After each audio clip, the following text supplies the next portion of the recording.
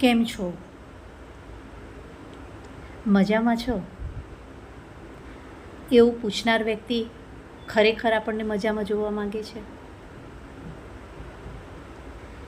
ખરેખર આપણે ખુશ છીએ એ એનાથી સહન થાય છે? બસ દરેક સારું પૂછનાર વ્યક્તિ આપણું શુભચિંતક જ હોય ને, એવું જરૂરી નથી. આપણી ખબર પૂછી લીધી એટલે એ સારું છે એવું જરૂરી નથી.